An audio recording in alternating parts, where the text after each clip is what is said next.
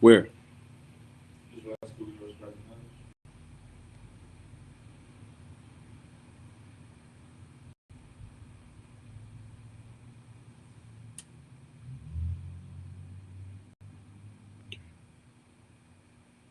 There, I got you. So.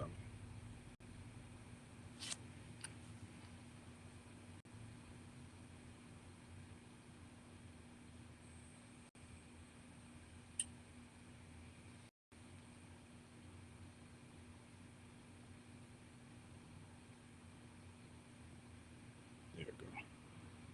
All right. Let's go. Clap it up.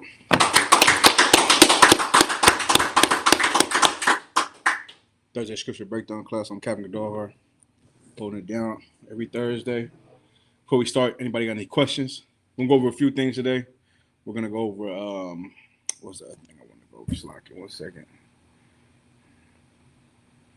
There's interracial marriage, a little bit of interracial marriage, and hold on 1 second. Creation, I believe, in Genesis.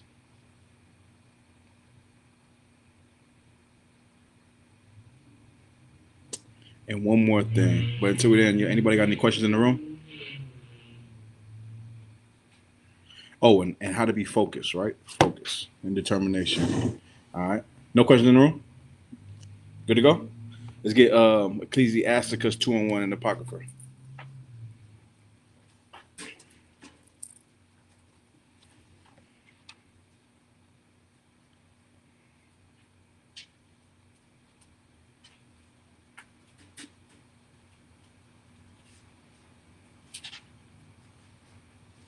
The book of Ecclesiasticus, chapter 2 and verse 1. Mm-hmm. My son, if thou come to serve the Lord, prepare thy soul for temptation. Read again.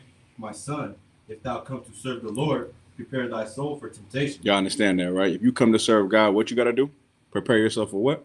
For temptation. Temptation. What is temptation? Look it up in the dictionary, Bubka and Webster's.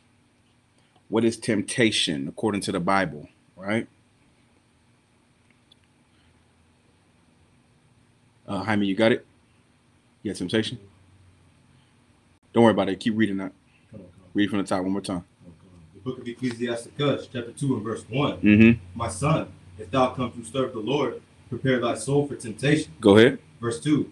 Set thy heart aright. Set thy heart what? Set thy heart aright. What is your heart? Your mind, right? Your mind. Your heart is your mind, and according to the Bible. Anytime you read the word heart, it always means your mind. You got it what it says, Jaime? Temptation. It says that the act of tempting or the state of being tempted, especially to evil. To what? To evil. Y'all understand, right? You're going to be tempted to do evil. That's the point. The point is you're going to be tempted to do evil when you want to live a righteous life or when you're trying to live the life that the Lord wants you to live. Read it from the top, verse 1 again. My son, if thou come to serve the Lord, prepare thy soul for temptation. Go ahead. Set thy heart aright. Get your mind right, right? Get your mind right. Getting your mind right is another word for. Raise your hand. If you want to get your mind right, what is another word for? Go ahead. Sir, I'll say focus. Focus. That's exactly the word, right? You want to get focused. Get focused. Focused on what? Focus on serving God. Anytime you go outside of serving God, you're distracted. You understand? You're being distracted, and it's on purpose. Everything is on purpose. Nothing is on accident. Everything is on purpose. When you're getting off your mark, that means something is getting at you and something is tempting you to get off your mark. You understand, right? So when those things happen, it's never on accident. It's always on purpose to make sure that you do not stay on the straight path. You understand, right? Being on the straight path is the hardest thing in life because it takes extreme focus and discipline. You understand? Keep reading. Set thy heart aright and constantly endure and make not haste in time of trouble. Constantly endure and don't make haste in times of trouble, right? You got to constantly endure. Endure what?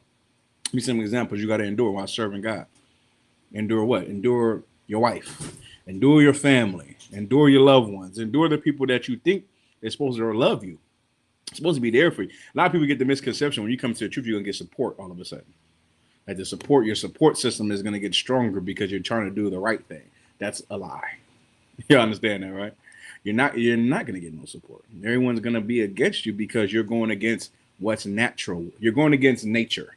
When you go against nature, you get what's that word I'm looking for, Lahab? You get when you go against what is it natural to do? It's natural to celebrate your birthday, right? If you live that life, it's natural to celebrate your birthday. It's natural to celebrate Christmas and celebrate holidays in the world. So now if you go against what's natural to do, if you go against nature, people are going to be upset with you. You understand? They're going to be mad at you, wondering why all of a sudden you don't want to do this. You're messing up their vibe. You are. You're killing the vibe for everybody because you all of a sudden do not celebrate birthdays. You get what I'm saying? Now all of a sudden you don't celebrate Christmas. Now you're the vibe killer around. You're going to get some bite back. That's the word I was looking for. You're going to get some bite back. So you have to constantly endure. You understand? The Lord, it essentially is taking you away from one family and putting you into another family. That's the point. You get it, right? Imagine you growing up people you love your whole life, who's your family, and then now they all despise you because you do not do what they do. Because the Lord is separating you from your family. That's the point. You understand, right? So most people can't take that. Most people would rather choose their family over the Most High. You should not do that. You should always choose the Most High over your family. That's the point. The reason why the Lord is choosing you is because he's seen something in you and he wants you to choose him instead of them. You understand? Read 3 from the top. Verse 3. Cleave unto him and depart not away. Well, it's like a read 2 from the top. Verse 2. Set thy heart upright and constantly endure. Endure. Constantly endure. Keep going. And make not haste in time of trouble. And don't make haste in time of trouble. What's haste? Look it up. Give me haste in the Bible dictionary. Or it's like in the dictionary. Haste.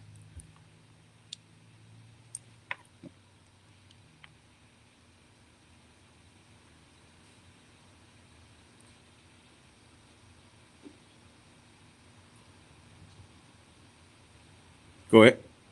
Rapidity of motion, swiftness, rash or headlong action. Right, rash. Or making a rash decision, a swift decision when you know you shouldn't. You should be patient with what you do. Y'all understand, right? So the Lord said, don't make no haste decisions. Keep reading. Verse 3.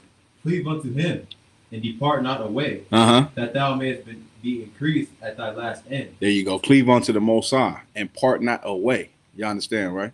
The Lord says, once you in it, you can't leave it. Don't part away from this. Don't leave this. This is something the Lord gave you. Everyone doesn't get this. You understand? Everybody doesn't get the opportunity to come and serve God. So your job now is to come serve God. That's your job. Read. Verse 4. Whatsoever is brought upon thee, take cheerfully. One more time. Whatsoever is brought upon thee, take cheerfully. One more time. Whatsoever is brought upon thee, take cheerfully. Whatever comes your way, the Lord said, take cheerfully. Right? What's another misconception people have when they come into the truth, right? What's a misconception people have? Coming to the truth. Yeah. Like I always say the main one, which is ever since you came into the truth, things just have gone bad. Oh, yeah, that's or they tend to say people everything's gone right. You get what I mean? I feel sorry for those cats right there. The cats that say ever since I've been in the truth, man, everything just been so perfect. Cause now I'm like, damn. So imagine the day that things don't go perfect. How's his brother gonna act? How's his sister gonna act when the something start going wrong for them? They gonna think the Lord is against them. They gonna want to lead the truth. They gonna think this ain't the place for them. Y'all understand? There's gonna be good days and bad days. Whether it's a good day or a bad day, the Lord is with you. You understand? That's what you always gotta know. The Lord is with you, whether it's a good day or a bad day. He's gonna be with you. I'd rather the Lord be with me on a bad day than the Lord not with me at all. You understand? Keep going. Whatsoever is brought upon thee, take cheerfully, and be patient when thou art changed to a low estate. And there's gonna be times the Lord gonna test you. You know what I'm saying? He's gonna put you at a low estate. He said, be patient. Be patient. Go ahead. For gold is tried in the fire. For what is tried? For gold is tried in the fire. For what is tried? For gold is tried in the fire. You want to see what you made of? Well, the Lord's gonna see what you made of. You understand? He's gonna put you through a test and you're gonna see what you made of that day. And you gotta succeed. You gotta show him that you are gold. You understand, right? Solid. Keep any more? Come on. Some more verse. Go ahead. And acceptable men in the furnace of adversity. And those are acceptable men in the furnace of adversity. You want to be acceptable to the Most High? Do that then. You know what I mean? Hold on 1 second. You want to be acceptable? Do that when you're changed to a low state.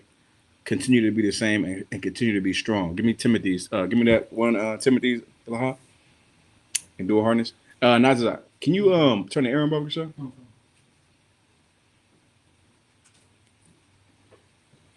And if you can find me the one in Peter's, Laha, you know what I'm talking about, right?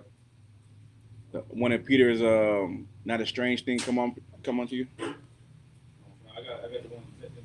There you go. Endure hardness, right? Go ahead. I'll start from verse 1. 2 Timothy 2:1. Go ahead. Thou therefore, my son, be strong in the grace that is in Yahweh Shai Mashiach. Go ahead. And the things that thou hast heard of me among many witnesses, the same who commit thou to faithful men. Go ahead. Who shall be able to teach others also. Thou therefore endure hardness. Endure what? Hardness. Go ahead. As a good soldier of Yahweh Shai Mashiach. Y'all understand that, right? You want to endure hardness as a good soldier in Christ. A lot of brothers, we come up, right? I know for sure myself. I can speak for you. I can't speak for y'all, but I know we share the similar views. Every black or Hispanic man, most of us wanted to be soldiers. You get what I'm saying? Might not have been in the white man's army, but some type of soldier. You get what I'm saying? You want to be some type of soldier. And then you get your chance here to be a soldier. You get what I mean? You get to prove yourself to be a soldier. Not through war, not through physical warfare, but through spiritual warfare. You get what I'm saying? Now, we do get physical. We do get in that gym and we train and we do the Yakara and we Hebrew Academy graduates, some of us, right? But then the spiritual warfare is stronger, it's bigger. It's a thing that the Lord wants you to win in. You get what I mean? That's how we defeat our enemies, through spiritual warfare. And the whole thing about spiritual warfare is what? Getting the Lord on your side so he can be on your side to triumph over your enemies. That's the point. If you can obey the Lord, then he will be on your side. And no one can beat you at that point. Y'all understand, right? So that's why you win right here in the spiritual realm by fighting temptation, defeating your enemies, and denying Satan. Y'all understand? Denying Satan and your obedience to the Most High. Right? Keep going. No man that warreth entangled himself with the affairs of this life. You understand, right? No man that warreth entangled himself in the affairs of this life. Now, of course, what do affairs mean? The things in this world, our focus ain't on that. Now, we got to pay bills. You got children. You got a woman. Some of you got more than one woman, right? You got things you have to do in your personal life. But the scriptures also say what? Seek you first the kingdom of God. That's where your power lies, right? So anything after that comes secondary. You make sure you handle your affairs in your life, your personal life, but we're not getting caught up in that life. I don't want to be a rapper. You understand? I don't want to do this. I don't want to have this career that takes me away from the work of the Most High. I don't want that. This is my career. This is my career. This is what I put first. Everything else is secondary. You understand? Keep going. That he may please him who had chosen him to be a soldier. Because we're trying to please who? Him who had chosen him to be a soldier. Right. You're trying to please Christ, right? Because Christ is the one that fought for you to be here. And you're trying to obey the Most High by doing it. You get what I'm saying? The whole point is that what? You come in here and you live your life on earth, right? Matter of fact, hold that where you at, right? Give me Ecclesiastes, where Solomon said the whole purpose of life is to serve God, right? Give me that. I think it's Ecclesiastes 12 and 14, right? 12 and 12. Try 12 and 12.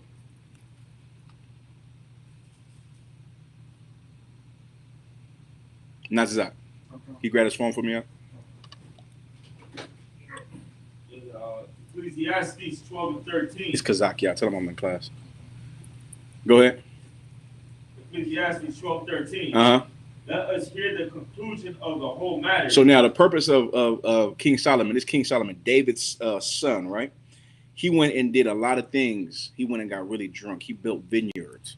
He did built temples. He did a whole bunch of things. He was a wise man on the face of the earth. He's trying to see what the purpose of life was. You understand?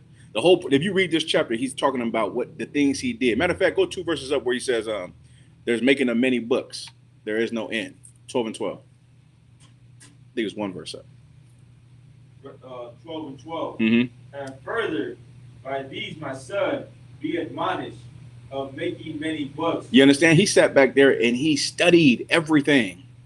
Studied everything. Matter of fact, there's a precept in the Apocrypha. Precept in the Apocrypha talks about leisure, the pleasure of leisure. We'll find that in a second. Let's keep reading.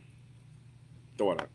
And further, by these, my son, be admonished of making many books. Mm-hmm. There is no end. There is no end, right? He said there's a lot of books out there, but there is no end to all this learning. Keep reading. And much study is a weariness of the flesh. Man, all the studying that you want to do is weariness of the flesh. It's not helping you gain nothing. Now, you can go learn about Islam. It's good if you want to defeat your enemies. You know what I'm saying? You can go learn about Egyptology. It's good if you want to defeat your enemies. But all knowledge is not the knowledge that the Lord wants you to know. Right. We can just read this Bible. Now, I got a lot of books. Those books are good for what? Bringing out further proof of what the Bible says. Right. You get what I'm saying? I'll go pull out excerpts all the time to prove what the Bible says because I got this book. But now, I don't need any book. All I need is the Bible. The Apocrypha is the Bible, right? All you need is those things right there. That's it. The Lord said that. That's what Solomon is saying. He said, look, in the making of many books, there's a weariness of the flesh. Keep going. Verse 13. Mm-hmm. Let us hear the conclusion of the whole matter. What is the conclusion of the whole matter? Go ahead. Fear God. Fear what? Fear God. Go ahead. And keep his commandments. That's the conclusion of life. After everything he did, now I made it real short. I put it in quick context. But he's saying out of everything he did, the number one thing he found out is you got to come fear God and keep his commandments. Right. That's what's that? Simple, right? Ain't no confusion behind that, is there? You get what I mean? Fear God and keep his commandments. That's it. That's what he wants you to do, right? So now let's go back. Where we at?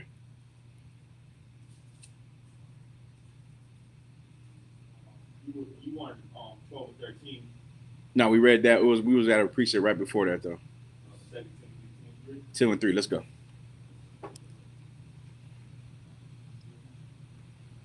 Second Timothy. Go ahead. The book of 2 Timothy chapter 2 and verse 3. Go ahead. Thou therefore endure hardness. Endure what? Endure hardness. Go ahead. As a good soldier of the Yahushua Mashiach. Give me that one in Peter's. Lahab. Go ahead, Ak. Verse 4. No man that weareth warreth. No man that warreth entangleth himself with the affairs of this life, Keep going. that he may please him who had chosen him to be a soldier. Go ahead. And if a man also strive for masteries, yet is he not crowned, except he strive lawfully.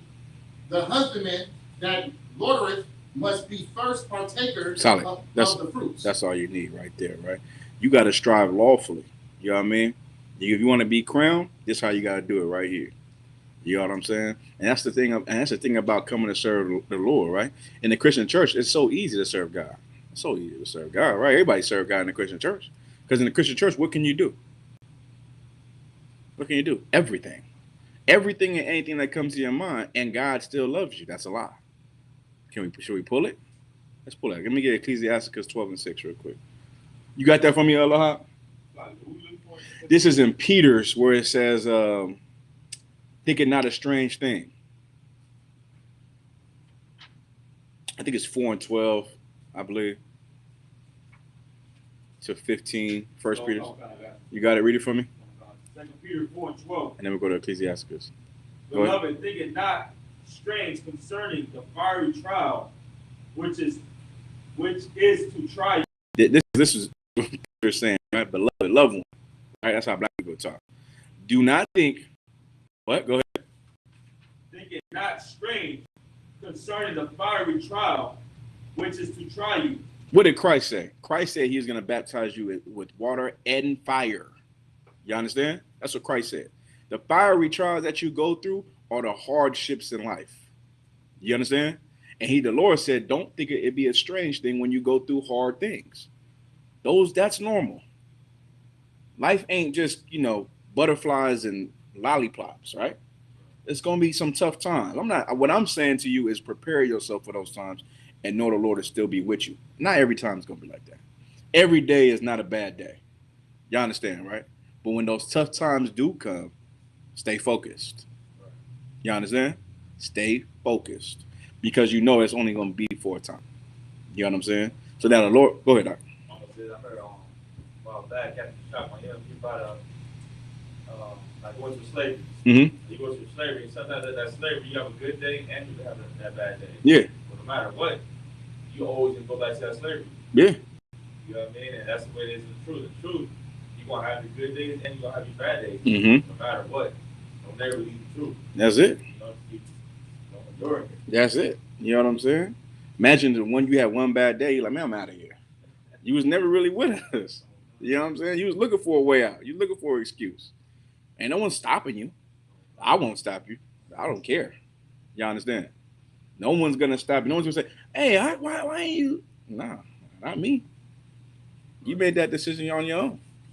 You know what I mean? We all want the kingdom of heaven. I'm going to help you get there as much as I can. But the moment you say you out, there's the door. Y'all understand, right? Keep going. And I say that humbly. I'm trying to get there myself. Don't slack here. I mean, don't want y'all think I'm saved.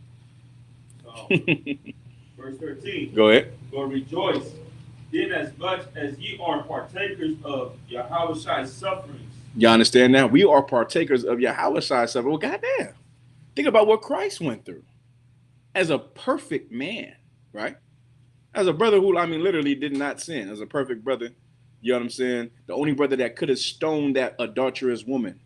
Remember that? You know how that priest said, right? He could have stoned that sister and he didn't. Matter of fact, he told her, go and sin no more.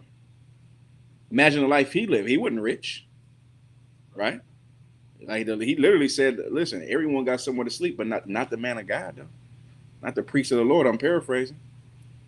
He said, foxes got holes, but a man that served God, he don't got to wear nowhere to lay his head. You know what I'm saying? He went through hard. He had a hard life because he wanted to show that, listen, I can have a hard life. So if you happen to have a hard life, there's no excuse of why you still can't serve the Most High. You understand? That was the point of his life, was showing us that he's like us. You understand, right? He didn't have a job, a slavery. You know what I mean? He dedicated his life to the work. He was just like his father. You know what his father was? Some cat trying to fix your table. You know what I mean? Some cat that was trying to, put some drywall in the crib. You know what I mean? He's trying to help you out. You know some cats that can do a little something, but they don't got a real stable job. That was him. That was Christ. That was his father Joseph as well. You know what I mean? Some cat that was just can work with his hands good, right? Maybe change the oil or something. Keep going. It's like, brother. Tell that brother don't ever knock like that again, okay? Go ahead. For the spirit of glory and for the spirit of glory and of God rested upon you, and their part is evil spoken of, but your part he is glorified. There you go. Keep more. All the way to 15. But let none of you suffer as murderer, or as a thief, or as an evildoer. Right. The Lord said you're not going to suffer like that. You're not going to suffer like a murderer or a thief or an evildoer. Go ahead. Or as a busybody in other men's matters. That's it? 15? Con, that's good. Good to go. Give me 12 and 6 now. Ecclesiasticus 12 and 6. You got that, Jaime?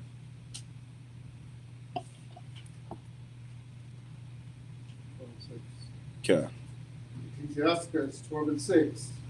For the Most High hath sinners, and will repay vengeance unto the ungodly, and keepeth them against the mighty day of their punishment. One more time, from the top. For the Most High hated sinners. He what? He what? Hated sinners. You understand that, right? The Lord said he hates sinners. Remember the Christian church, they say, no, he hates the sin, but he loves the sinner. That's a lie. The Lord is saying he hates the sinners. You get what I'm saying? And he has the absolute authority to put you to death once you transgress the law. So that's why you got to be thankful for his mercy. But his mercy is, his most powerful trait. But it should also let you know that what? You should not be worthy of death.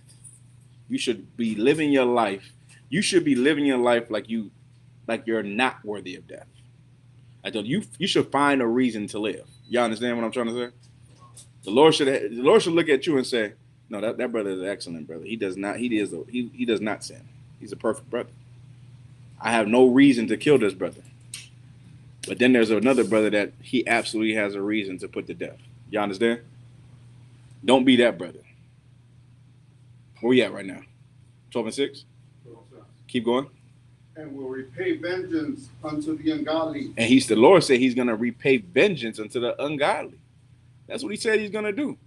So now, if you're ungodly, the Lord will get you. If not in this life, the next. You understand, right? So you look at your life and you say, damn, let me clean up my house. Where's your house? Where's your house? Not Zach. Your body. You understand, right? Let me clean up my soul, quit cleaning up my spirit, and make sure I'm doing right. You understand, right? All right, good to go. Let me get one more precept. Did I call anything else? That was it on that, right? No, there's a little more. Okay, keep reading. And keepeth them against the mighty day of their punishment. And he keep them against the mighty day of their punishment. Golly, right? He gonna keep them. It's poetic. It's justified. You understand? All right, solid. Any questions in the room? Hey, Nazak, how can I? Oh, there. Never mind. Salakia. I see it right here. Any questions online? Y'all could type them in. I just got to the chat right now. Let's see. Good to go. Any questions in the room? Shout out. I'll look at 2 Kings chapter 17, verse 25.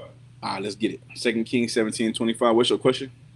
Why did the lions kill?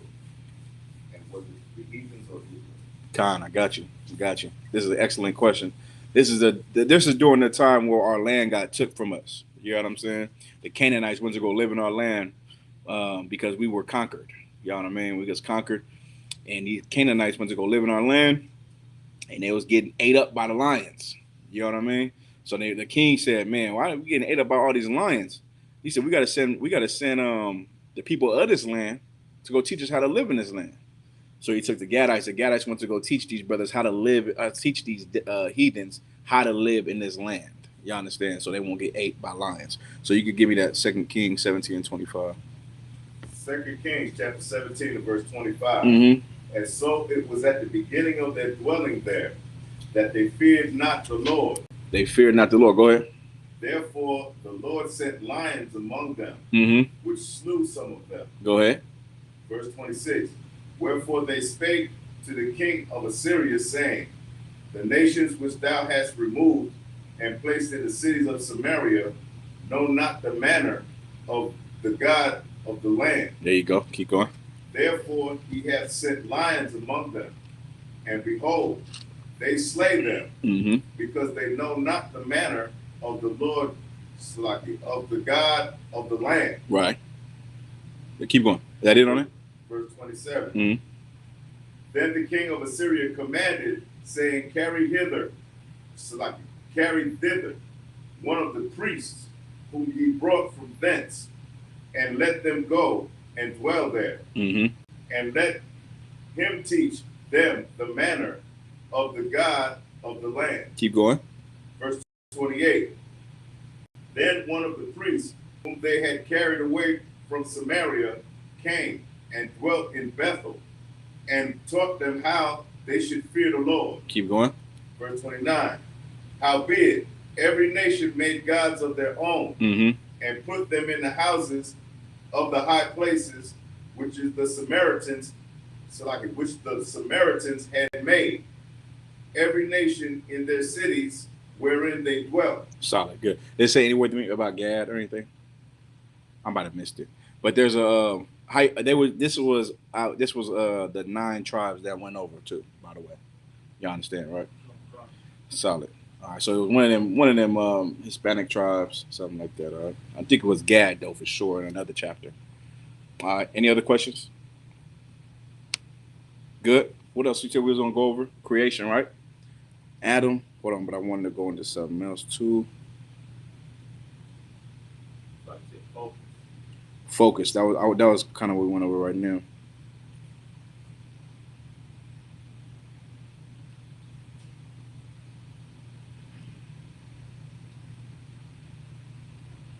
One second.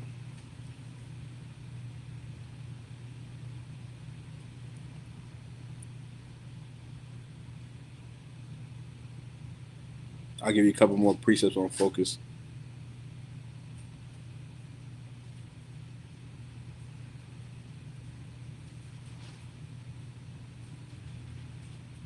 Give me Matthew 6 and 24.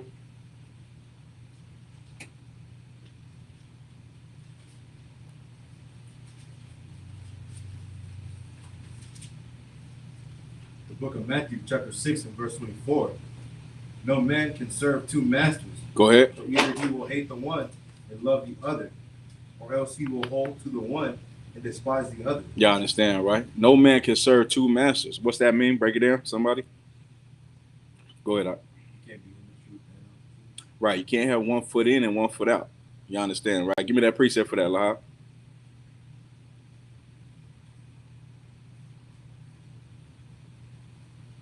Revelations. Keep going up. Yes. Ye cannot serve God and mammon. Verse 25. You cannot serve God and mammon. What's mammon again? Money. Exactly. You know what I mean? Can't serve both. Cannot serve both. You got Revelations? Go ahead, Doc. Let me know when you got it.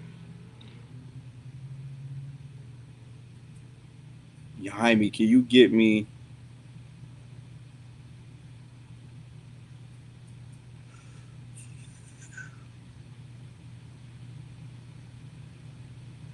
get Psalms 119 and 97.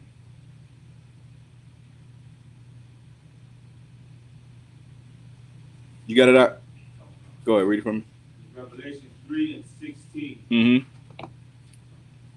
So then, because thou art lukewarm. Now, what kind of warm?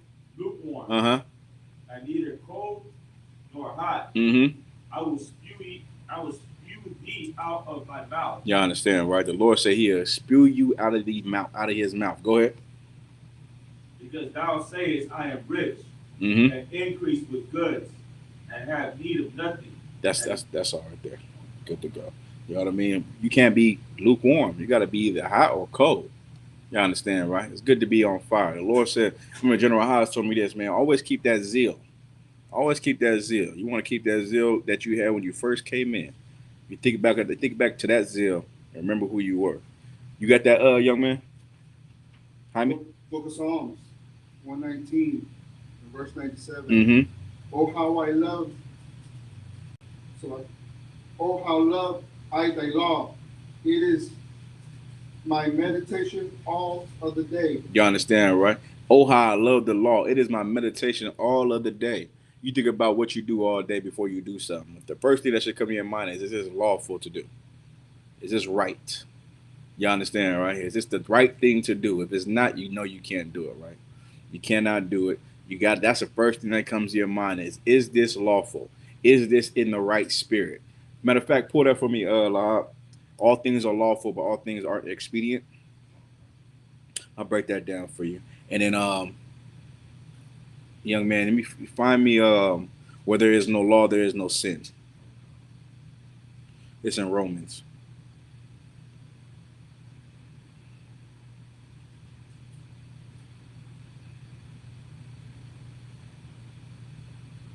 So, 1 Corinthians 10 and 23. Mm-hmm. All things are lawful for me, Mm-hmm. but all things are not expedient. Go ahead. All things are lawful for me, but all things edify not. You understand, right?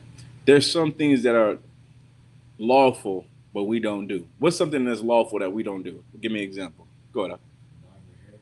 Dyeing your hair. That's a good one. That's a good one. And it ain't unlawful.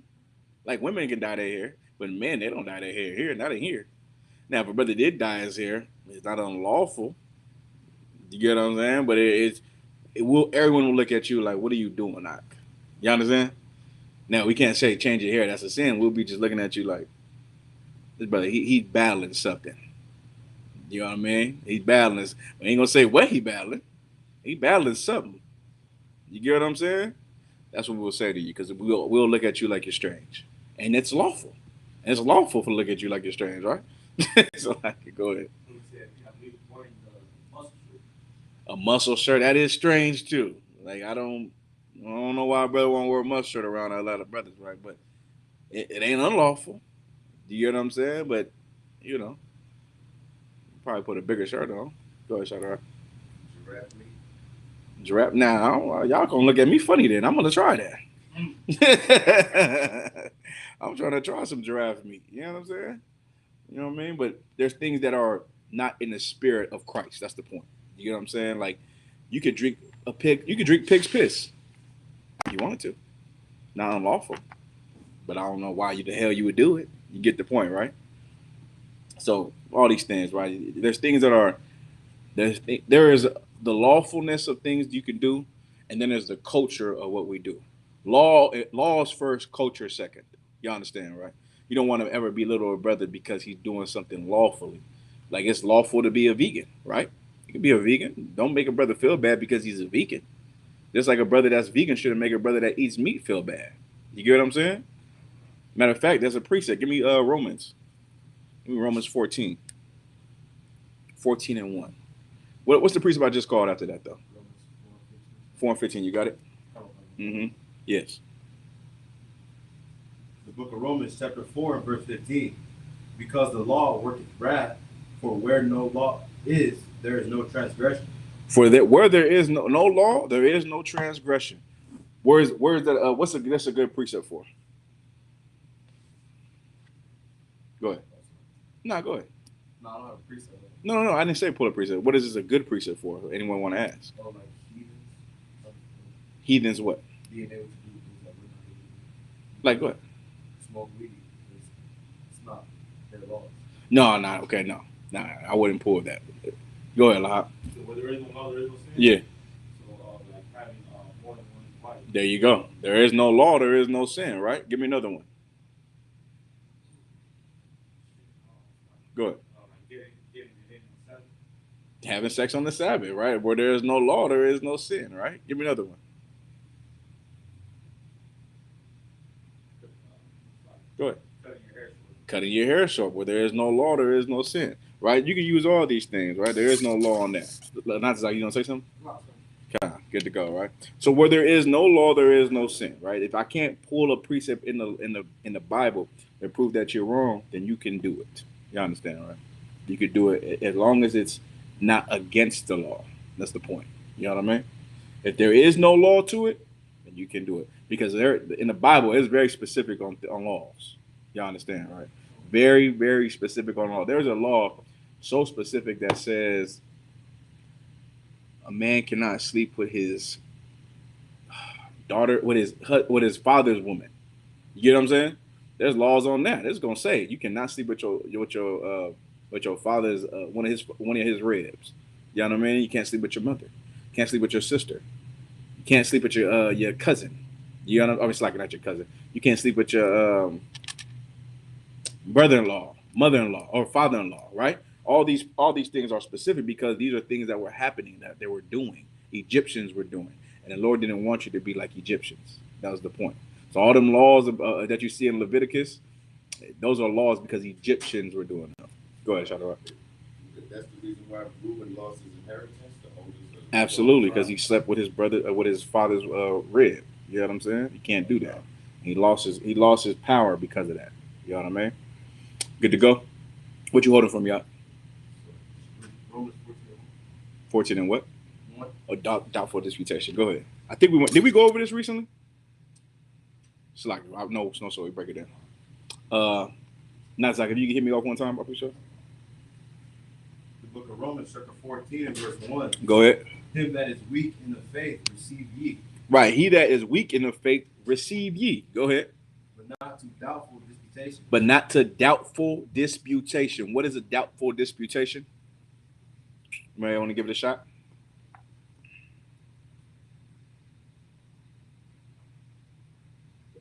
Go ahead. some type of information you give them that you're not even sure of. I'll take it. I'll take it, right? Go ahead. Keep reading. Verse 2. For one believeth that he may eat all things, another who is weak eateth herbs. Right. One believer he can eat all things. The other that is weak eateth only herbs. Right? Go ahead. Verse 3. Let not him that eateth despise him that eateth not, and let not him which eateth not judge him that eateth. Right. This is what it really is, though, in biblical terms. What you said was right, Shadrach, in the sense of what the term is in today's world. But it's critical judgment on someone. That's what it is. That's what a doubtful disputation is. Critical judgment on someone that is doing something lawfully. You understand? So if a cat is a vegan, right? We got a brother who eats hot dogs, right? What he's doing is perfect, absolutely fine. No one should make him feel bad for eating a carrot hot dog because it's lawful to eat a carrot hot dog, ain't it? Because he's a vegan. You understand? And vice versa. So you shouldn't make him feel bad. You say, oh, Most High in Christ, that's what's up. I see you doing your carrot hot dog thing. I mean, that ain't my thing. I want a regular hot dog. I want one of them Hebrew, Hebrew Nationals. I want one of them. You know what I'm saying?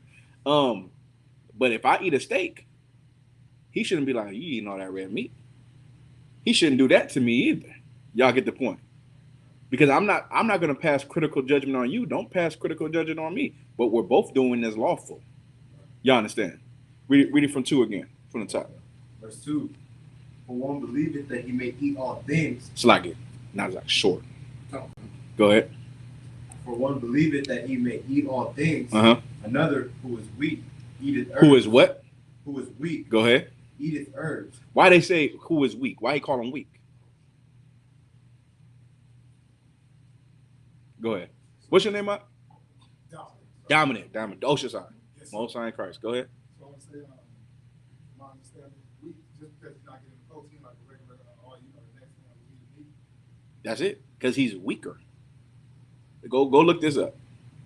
Go look at the percentage of people that are vegan that breaks bones. Literally. That calcium is it's like 43% higher risk than us breaking bones who eat meat. I'm assuming all y'all eat meat. You know what I'm saying? But literally they break their bones. It's easier for them to break their bones. Now it is a healthier lifestyle overall for sure. You know what I'm saying? But if you eat too much meat, that is unhealthy. You should do everything in moderation. You know what I mean? You should get you a couple salads in sometime, or If you're gonna eat a lot of protein, at least you get in the gym, right? You know what I'm saying? You don't want to be eating a whole bunch of red meat all the time because that's gonna lead to something bad, right? But he said that he is weak, right? That weak part means literally weak. You understand? Read it again. Verse 2. For one believeth that he may eat all things, Mhm. another who is weak eateth herbs. Eateth what? Eateth herbs. Go ahead. Let not him that eateth despise him that eateth not. You understand? Let not him that eateth despise him that eateth not. We're not going to despise his brother because he don't eat, and you shouldn't despise him because he does eat it. You get it, right? Keep going. And let not him which eateth not judge him that. And let not him which eateth not judge him that eateth. For God hath received him. The Lord received both of them. He received him. He received him in his vegan lifestyle. That's fine. Go ahead. Verse 4. Who art thou that judgest another man's servant? To his own master he standeth or falleth. Go ahead. Yea, he shall be holding up, for God is able to make him stand. Keep going. Verse 5. One man esteemeth one day above another. One man might esteem another day above another. Go ahead. Another esteemeth every day alike. And one man esteemeth every day alike. Go ahead. Let every man be fully persuaded in his own mind. Verse 6. He that regardeth the day regardeth it unto the Lord, and he that regardeth not the day to the Lord he doth not regard it. He that eateth to the Lord, for he giveth God thanks.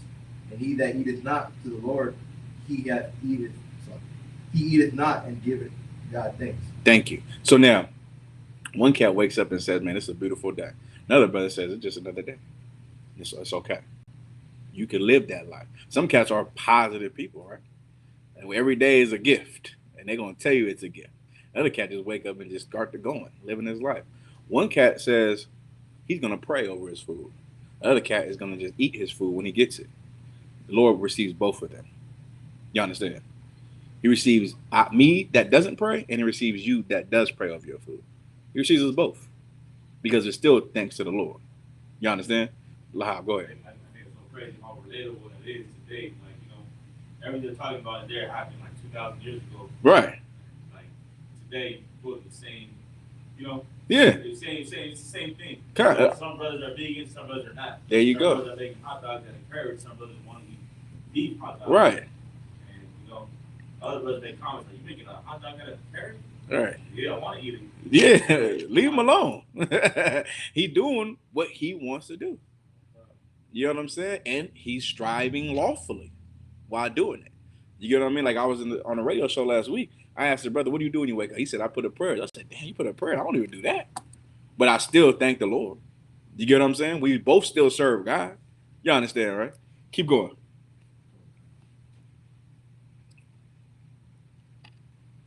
Verse 7. For none of us liveth to himself, and no man dieth to himself. We don't live for ourselves, and we don't die for ourselves. You understand? Keep going. Verse 8. For whether we live unto the Lord. And whether we die unto the Lord. Keep going. Whether we live, therefore, or die, we are the Lord. You understand that? Whether we live or we die, we are the Lord's. Keep going. Verse 9. For to this end Christ both died and rose and revived, that he might be Lord both of the dead and the living.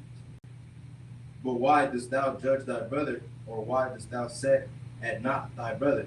For we shall all stand before the judgment seat of Christ. Y'all understand that? Why are you judging him for what he doing, what he eating, and how he lived his life? You get what I'm saying? As long as he's doing it lawfully, we can't judge him. That's the point. You get what I'm saying? You can't do that. The Lord said we will be judged one day, but don't judge him for eating the carrot hot dog. You understand? Don't judge him for that. And that's perfectly fine. You know what I mean? Maybe we should eat carrot hot dogs here and there. Shit. You know what I'm saying? We got to get us a carrot hot dog once in a while, right? Go ahead, Doc. If you eat carrot hot dog and regular hot dog, you got damn near well balanced meal. There you go. You know what I mean? Absolutely. You know what I'm saying? I'll eat the hot dog and then the carrot on the side. You know what I mean? And probably like a little bit of the bun or something. You know what I mean? It's all good, right? Go ahead. Go ahead. Keep reading. Verse 11. For it is written, as I live, says the Lord, every knee shall bow to me. Go ahead. And every tongue shall confess to God. You understand? Keep going. So then every one of us shall give account to himself to God. Take me to the end of 12. So then every one of us shall give account of himself to God. Mm-hmm. That's it. That's it. That's the end of the chapter, right? Law, sir. Oh, was it 14? No, that's the end of 12, sir. Was it? What's the chapter? Verse 20. Okay, that's good. It's Solid. like Go ahead. What do you mean when it says every man should give account of himself to God? Just like this. When you die, every word that came out your mouth is going to come into the judgment day, into your judgment. You know what I'm saying? You have to make an account for every word, every idle word. Remember that precept? You can pull it in Matthew. Every idle word. Pull that from me. You had your hand up? Go ahead. Yeah. Going back to verse 6, Mhm. it says, regarded the day and regarded unto the Lord, and he who regarded not the day to the Lord, he doth not regard it. Mhm. And like in my situation in the world, apart from my slavery, I do DJing and stuff like that. In celebrating some of those days, Would that be a sin on you? Yes. No, because you're a professional. This is just, you get paid, right? Yes. Yeah, you're a professional doing your job. That's nothing. You can't celebrate your birthday and be a DJ at your birthday. You get what I'm saying? Yeah. Like, we don't, like, okay, for us, if we went to a birthday, it is against the spirit of Christ to go to a birthday. You get what I'm saying? Now, is it a sin? If you say happy birthday, it is a sin. You know what I mean? Some cats will go to a birthday because they just want to be around people. Hey, Lord be with you. You know what I'm saying? They want to take their kids to have a good time, because anything you go to, it has to be some celebration of something. You know what I mean? It got to be a July 4th. It got to be a birthday, whatever, right? Some people want to take their kids out. But I say, damn that, we just create a party. Let's just have a party our own damn self for no reason and not nobody's birthday. You get what I mean? But no, you would not be sinning if you're a DJ at a birthday party and they bring you beers and all that, you're still not sinning. You get what I'm saying? Because you're getting paid for a job. Because that was one of the questions that I had if I'm DJing a quinceañera, for example. Yeah, no, that's fine. You know what I mean? You get shit. We need to start security at the quinceañeras. You know what I mean? We need to start being security at these places. You know what I'm saying? But no, that's not a sin. Y'all understand? If you're doing it for your job, you're getting paid for it. It's not a sin. Y'all understand, right? Solid. Go ahead. Is that the same thing for like school? I do like the cadet program. Mm-hmm. It's like career pathway. And sometimes we have to march in parades, like Right. Christmas or Veterans Day, stuff like that. Uh-huh. That's the same thing. Same thing. School is just like a slavery. You know what I'm saying? As long as that cadet program stops there. Now, if you join the white man's military, now you're taking on the mark of the beast. You understand? So don't do that. Like, if people are in cadet programs or ROTC, the ROTC, most people that is in ROTC want to be in the military. You get what I'm saying? But yeah, you want to just do the cadet program and then leave it when it's done. You know what I mean? Try to find another path because it is close. Right. You know what I'm saying? It is close. It's kind of structured like a military or militant orders and all that. You know what I mean? Good to go? Live. What you got? Matthew 12:36. Matthew 12:36. Let's go. I say unto you that every idle word that men shall speak, they shall give account thereof in the day of judgment. Y'all understand, right? Every idle word that you speak, you should give account thereof in the day of judgment. And the day of judgment looks like this: the Most High, Christ, Satan. Christ is your lawyer. Satan is the DA. You get what I'm saying? And Christ is fighting for you, and he's trying to prosecute you. You get what I'm saying? And that is it. They're going to bring up times in your life. Of course, you don't remember this. You've been through it, but you don't remember it at all, right? There's no remembrance of former things. So you've been through it, and you're like, oh, damn, I remember that. I remember that. You get what I mean? Oh, shit. Ah, damn. You know what I'm saying? And then your judgment is, boom, back into the earth. Now, if you back again a priest, you must have did something right. You know what I mean? You're a priest of God. You in the truth. The Lord have mercy on you. It's something in you that he found. Now, these cats in the world, they ain't got no mercy. You know what I'm saying? These cats they hate the truth, and they hate you for speaking the truth. And the Lord don't want nothing to do with them cats. But we still out here supposed to save them, though. You understand? You're supposed to still teach them, even though they would never come in. You're supposed to still teach them. So now, your life and your last life, your past life must have been pretty decent because you're in the truth now. You understand? All right? You usually live the same type of life because you're the same type of soul. You understand? Go ahead out. about the white man's military. What if you are prior military? But you ain't really, you ain't know what you were doing. Prior military? Prior. No, that's nothing. We got a lot of brothers prior military. We had a brother that was current military at one time, but he came into the truth like that. Now, you can't come into the truth and then say I'm gonna join the white man's. No.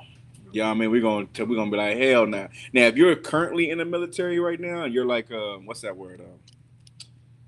Not deployed, but I'm not what's that word? Reserve or not active? Right, like so if you say you have most cats got a military card, right? You get discount 10% wherever you go. Use it. That's fine. You can use that all you want. But what you're not gonna do is re-enlist. You understand, right? You're not gonna re-enlist. We all was a part of the white man's we was all had the mark of the beast, I should say, at one point of life. You get what I'm saying? We all used our hand and our mind to bring forth white supremacy at one point. But of course now we are fighting for black supremacy. Shout out Rock, you had your hand up. I was gonna go to And his black and Hispanic supremacy. Go ahead. Yeah, I was gonna go to what you were saying about they hate you now because you're in the truth. Mm-hmm. But I see Luke chapter 6 and verse 22. Pull it. Let's go.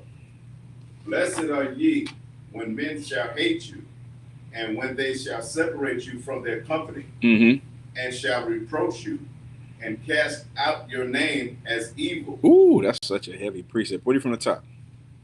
Blessed are ye when men shall hate you, and when they shall separate you from their company. That's the part right there. They're gonna hate you and separate you from their company. And when you're young and you're not used to this, you're not used to being the outcast because you always had a group of friends in the world or whatever. And it happens to you because you just said Christ was black. And you just so excited about the truth. And you kind of don't understand why other people are not as excited as you. Right? You start like, hold on, why are you not feeling how I'm feeling about this? I'm ecstatic about this. Like, why you not? They don't care. And you start to see like, damn. And then you start to be the crazy nigga in the group. Right? You start to be the crazy one. Yeah, I remember when I found the truth, I was like pulling precepts like, yeah, listen, we right here. I'm a cool cat. I was telling cats like listen, look. And I heard someone tell me like, yeah, I heard they say you be preaching. I said, damn. I was in the world. I'm like, they said I be preaching. That's crazy. You know what I'm saying? But I was like, damn, I'm just excited. You know what I mean? Maybe this is my path, I guess. But go ahead, you already handled it? Yeah, just to put it there, just before my son went to prison, he was around his friends, and I was always telling them about the truth. I'll preach again. Yeah. Same night he got popped. He went to prison. Yeah, see, look, you do that in the beginning, for sure. But then you learn. You learn how to be seasoned. You learn how to grow. You get what I'm saying? And now my life is just a precept. You understand? Anywhere I go, I'm getting looked at a certain way and asked questions. People coming to me. I don't got to go to them because I look like something. And like, what you into? What is this? What is this shield? You get what I'm saying? Our life is the truth now. You know what I mean? So it's different now. And then now, and of course, we so seasoned now at this point. Some of these brothers in this room, we could just drop it on them and be cool as hell about it. You get what I'm saying? Just drop the truth on them and get about our day. Anyways, I'm gonna get back to this drink. Lead a cat wanting to come to class and all that. You just give that number a call and whenever you're ready. Because you know, at this time, we don't really need you at this point. There was a time we needed brothers. We had to go be out there. You remember the line? We had to go be just out there. Now we don't really need. I mean, you can come to class if you want to. It'd be better for your life. I mean, you know. Solid. Any other questions? You want to finish that precept? Go ahead. And shall reproach you and cast out your name as evil for the Lord, for the Son of Man's sake. For the Son of Man's sake, you're going to have to do it, man. You know what I'm saying? For Christ's sake, you're going to have to make you an outcast. And you got to feel that loneliness. It's like a lonely, like not a good feeling for a while. It's like you're confused. It's like a confused state almost. Like, what is going on? You know what I mean? Like, I'm getting looked at different. I'm getting treated differently. You know what I mean? And then there comes a time you just embrace it. The moment you embrace it is the moment things change. You get what I'm saying? When you don't embrace it because you're like scared, you're like confused. It's a whole bunch of confusion. You're not even really truly yourself. But then the moment you embrace who you are and what your purpose is, that's when life takes it to the next level. You understand? That's when you take it to the next level in life because now you're confident in what you do. When you're not confident in anything you do, you're not going to succeed. But when you're confident in what you do, you at least you feel good to succeed. You get what I'm saying? Solid. Any other questions? Any other precepts that the brothers want to pull? Let's get to it. Okay, so we had creation. We're gonna hold that to the end. We went over focus. Let me get one more precept on focus. Yeah, you was holding something else, wasn't you? No, swear, I got you. We get Matthew 6:33. Wait, hold on. No.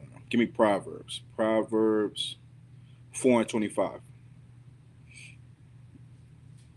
Proverbs 4:25. Go ahead. The book of Proverbs, chapter 4, verse 25. Mm-hmm. Let thine eyes look right on. Let thy eyes look right on. Go ahead. And let thine eyelids look straight before thee. You understand? Let thy eyelids look straight before thee. Any more? Verse 26. Go 20. What verse was you at right now? 25? Go 24. Verse 24. Mm-hmm. Put away from thee a forward mouth. Put away from thee a froward mouth. Anybody know what a froward mouth is? Go ahead. Right. Look at froward if you could. Froward.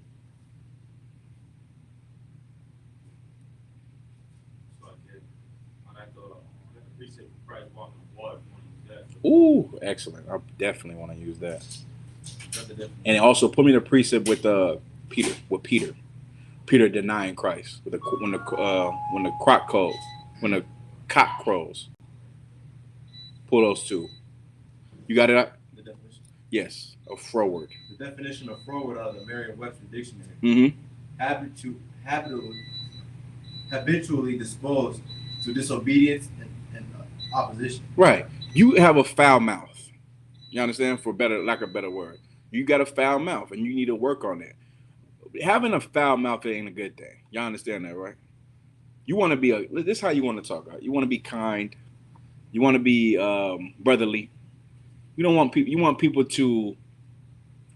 People don't respect disrespectful words. You get what I mean? They want words that are honorable, and they want things to be said a certain way. You want to say it in a certain way, and that's how you would gain people, gain company. You get what I mean? By being kind and being, professional and stuff like that, right? But if you're like it's not. Some people thrive on being an asshole. Some people thrive on being a jerk. You should not be like that. Y'all understand, right? You can be straightforward. Being straightforward and honest is a good thing. But being an asshole about it ain't. That's not going to gain anything. Y'all understand? So now read that again. Read verse 24. Book of Proverbs chapter 4 verse 24. Mm-hmm. Put away from thee a froward mouth. Mm-hmm. Preserve lips far from thee. Let thine eyes look right on, Mm-hmm. and let thine eyelids look straight before thee. You understand that? Make their eyes look right on. Make their eyelids straight, man. Get your eyes right. Get your mind right. Focus on what's in front of you. You understand? That's what you want to focus. You can't focus on what's on the side of you. Always keep your head on your swivel, but this is what you want to do. Focus right what's in front of you. What's in front of you? In front of you, the kingdom of heaven. Everything on the side of you is distractions and destruction, right? Give me that precept in Matthew 7 and 13. Then we can move on. The book of Matthew chapter 7 and verse 13. Mm-hmm. Enter ye at the straight gate, for wide is the gate, and broad is the way that leadeth to destruction. You understand, right? Enter ye at the straight gate, for wide is the way. And wait, it said wide or broad? And broad is the way Mm-hmm. that leadeth to destruction. You understand that, right? It's a straight path. It's a skinny path. It's one way. It's nothing gray about getting to the kingdom of heaven. It's not a gray area. You know exactly what you need to do. And I know everyone in this room knows what that means. You understand? You have to put away those things that make you small and that make you. Just think about it like this, right? What is stopping you from serving God with all your heart and all your mind? Whatever that is, remove it. That's the point. You understand? Whatever is stopping you from serving God with everything you have in you, you have to remove it. You have to put it to the side. They can't come first. They got to come second or third, whatever it needs to be. But whatever is stopping you, make sure it's gone so you can do it. That's the point. You understand, right? You don't want nothing to bring you back or take you off your track or take you away from what's right or what you don't see, right? It's the reason why you're being distracted is because you don't see it. Because you don't see it. If you've seen it, you'll be if you seen Christ, you'll be on point all the time. On point all the time. That's how you would be. But since you don't see him, because he's not around, of course you can slack. You can be, you know, you can mess up here and there if you want to. You get what I'm saying? In the kingdom of heaven, it won't be like that. In the kingdom of heaven, it's gonna look like you're by yourself. And the moment you think about committing a sin, someone's gonna be behind you, making sure you think twice. You understand? That's the kingdom of heaven that we're gonna live in, that we're gonna bring onto the earth. The moment you think about sinning, someone's gonna be behind you, like, think twice, brother. Or you can turn into hash. You understand? You know, you want your head cut off with this knife this damn sword I got on my waist. You understand, right? That's how it's gonna be. In this kingdom, you can do whatever comes to your mind. No one's gonna stop you. No one's gonna stop you. But the precept said every idle word that coming from your mouth, you're gonna hold account for. That's what it said, right, Laha? Everything that you do, you're gonna be accounted for. Every single thing. So you think about, damn, I do some horrible things. Well, you better start doing some right things. You better make sure that scale is not even. You better make sure that scale, the good outweigh the bad. You understand? That's what you want to do. You want to get that scale all the way up here of your good deeds and the horrible things you've done. You want to have them right here. Once you have them right here, I mean, that's leaving it to the balance, right? Now you're in the Lord's hands of what he want to do with you. You got to make sure you're doing what's right. All right? Solid. What was we at right now? Matthew 7 and 13. We good with that. What's the precept I called before we moved on? I had something I had called. Salakia. We was moving on to something. So I had the Matthew where Christ walking on water. That's what I was going. Okay, Matthew. Let's go to Peter. This is doubt. This is about doubt. When you doubt yourself, this is what happens. This is why you should not doubt yourself. Being focused and confident in what you do, right? All right, let's get to it. Oh, God. It's Matthew 8 and 23. We're gonna take it to about like 9:30. All right, since what time is if you got to roll at 9, you can roll at 9, but the class is gonna go to about like 9:30. All right, go ahead. And when he was entered into a ship, his disciples followed him. Mm-hmm. And behold, there arose a great tempest in the sea. Right, a tempest is like a storm, right? So now this y'all. Everybody knows the story about Peter Christ walking on water, right? Everybody knows this has to do with faith. This has to do with confidence, and it has to do with doubt. These are all three factors that happen during this story, right? Keep going. Insomuch that the ship was covered with the waves. Mm-hmm. So now they on a boat, they on a ship, right? And I have never been like this, but you ever seen like Deadliest Catch, right? Deadliest Catch. Now I wouldn't say the ship was that big, but you think about the ocean rocking that hard. You know what I'm saying? The water coming in. The water goes right into the ship. Ooh, and it goes out. Comes in again. Boom, they going on the way. It's crazy. I had a family member that went on there and did I don't know if he did. That's besides the point. I think he was on lobsters or whatever. He's catching lobsters or something like that. But he was telling me how crazy it is. And that ocean is dark. At night it's dark as hell. And the waves are crazy, right? Alaska somewhere. Keep going. But he was asleep. Mm-hmm. And his disciples came to him and awoke him. Right, saying, Christ was asleep during the whole thing. God damn, that's a rough cat, right? Go ahead. Saying, Lord, save us. We perish. Right, listen, they scared to death, right? Hey, Christ. Hey, it's like you gotta wake up. It's like, I don't know. How are you asleep right now? But we about to die. Do what you do, right? They know what Christ do. He create miracles.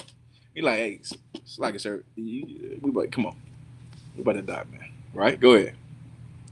And he said unto them, why are ye fearful, O ye of little faith? Right. He said, why are you fear, O ye of little faith? You get what I'm saying? Now, the authors are saying it in this book. They're saying it proper. But they think about how Black and Hispanic people talk.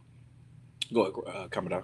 So I was going to say, like, in today's day, You know, a few times where, like, you know, my first Passover, I want to say, like, you said it has to do with faith, with Confidence and doubt. confidence. So I was going to say, like, you know, my first time coming into the truth and flying to New York, Mm-hmm. you know, and in my mind, I was like, you know, as long as I fly with this priest to Wild, like, Right.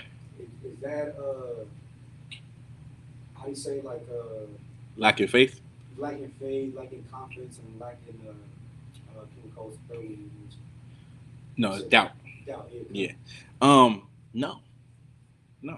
You know what I mean? That just bring your odds better. You know what I'm saying? What are the odds? Are you gonna kill 2 priests? I don't know. Maybe. Go ahead. So they should have seen it like that, like where they had faith, like, well, I'm with Christ. You know what I mean? Like everything's gonna be Tawad. Okay, this is who they are. I'm not as great as Christ. That's, you know what I mean? And I need him to wake up and save us, because I'm worthy of death. He's not. You know what I'm saying? That's why he's trying to wake Christ up. Live. I can put myself in that same scenario. Like, we on that plane is shaking, about to go down. Yeah. I'm gonna look up like, hey, Cat, what you gonna Cat, pray to God, sir. And I'm gonna be like, I can't even call General Muhammad. It's like, we're gonna have to just work this out, I give. But you get the point though, right? Like he looked at Christ like, I should die. I know you the Son of God. You showed us how to live. You know what I'm saying? You can save us for sure. That's why he went to go wake him up. Behind me. So how does that work when you go through, like, let's say a hardship or tribulation or something like that, that you want to pray but you don't know if your prayer is being answered? Should that be something that we doubt, or should we with confidence ask for it? You should feel confidence. You should not feel confidence if you know you're sinning. You understand? Right. But if you know that you did, you came in the truth not too long, right? Imagine you've been trying, you've been changing who you are. Be confident in your prayer. You get what I'm saying? Be confident in your prayer. Now, don't think of a prayer like you're talking to Santa Claus, though. You know what I mean? Think of a prayer like you're talking to your father. And your father is going to listen to his son because he obeys him. If you're a son that obeys, he will look at your prayer like, okay, maybe I should do this for him. Or he can look at you like, nah, I want you to go through that, and I want to see what you do with it. And so would it be a lack of faith if I ask, like, a brother to pray for me, or brothers, or... We pray for each other all the time. Now, we don't pray for each other like the Christian church does. You know what I mean? We face the east and read them prayers right there. The prayer to bless Israel, that's for you. You get what I'm saying? That's what we do. You know what I mean? That's how we pray for one another. You know what I mean? Everyone in this room gets prayed for without even us saying a word. You know what I mean? Because if we don't put the prayers up, Northern California put the prayers up. Arizona put the prayers up. DC or Philly put the prayers up. You get what I'm saying? Everyone in this room gets prayed for because you're a part of Israel. You in this class. You know what I mean? That's how you got to look at it, all right? Solid. Let's keep reading. Then arose, like, and he said unto them, why are ye fearful, O ye of little faith? Then he arose and rebuked the winds and the sea, and there was a great calm. He rebuked the winds and the sea. God, like, this is a cat who is just totally insane in the thought of I serve God. You get what I mean? I serve God. So now if I'm serving God, let me go tell this the sea to calm down and the wind to chill out. You understand? He did that with full confidence of because he's a servant of God. So he said, let's calm all that down, and the Lord answered his prayer. Right? Keep going.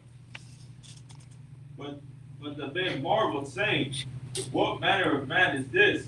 what kind of listen, literally the author said, what kind of man is this?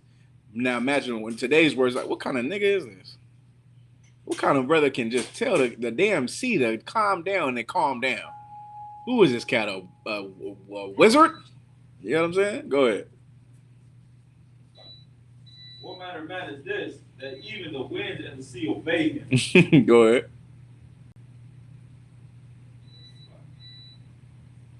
What verse you at? This is 28. This is not the same account. I got a little different one. Okay, no sweat. Bear with him for a second.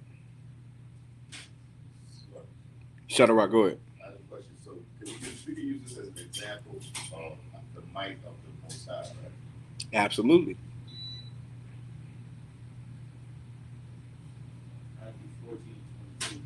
Matthew 14:22.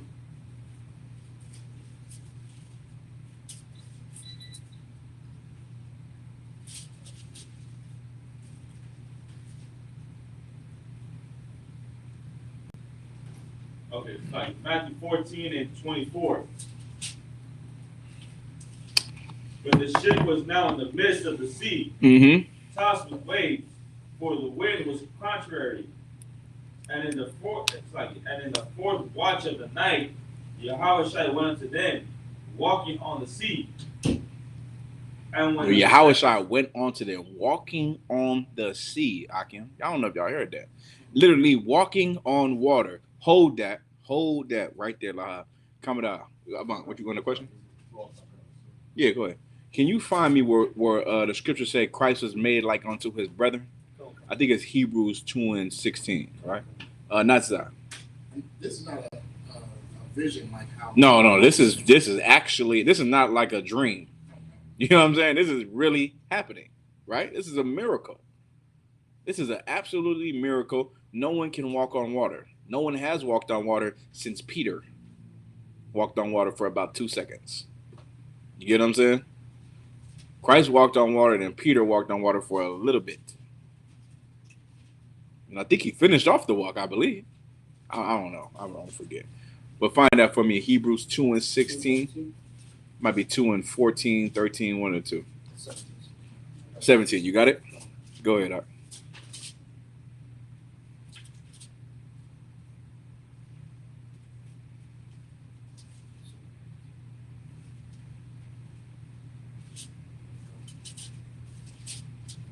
The book of Hebrews, chapter 2, verse 17. Wherefore, in all things, it behooved him to be made like unto his brethren, that he might be a merciful and faithful high priest in things pertaining to God. You understand, right? It behooved him to be made like his brethren. How are we made? In the flesh. Just like how me and you are today. You understand? We're made like this. He's not an angel. He's a human. He's a human being just like me and you. Now, hold that. Take me to Romans 8:1. I'm just trying to prove to you that Christ was a man that walked on water, just like how we're men. You understand? So Romans 8:1 real quick, and then we'll get back to that, Lahab. Lahab, what verse you at? 14 or 15? 24 and 25. All right, no sweat. Go ahead. The book of Romans, chapter 8, verse 21, sir? 8:1. Romans 8:1. There is therefore now no condemnation to them which are in Christ, Yahushua. Go ahead. Who walk not after the flesh. He walked not after the flesh. Go ahead. But after the spirit. Keep going.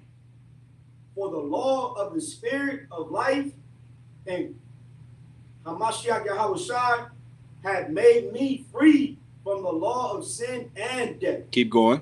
For what the law could not do. This is the reason why Christ came back in the flesh. It behooved Christ to come back in the flesh like his brethren. Because for what the law could not do, meaning the law was there as a schoolmaster, what Moses put out, right? Moses made the law, and he said, if you do this, if you break this law, we're going to do this to you, right?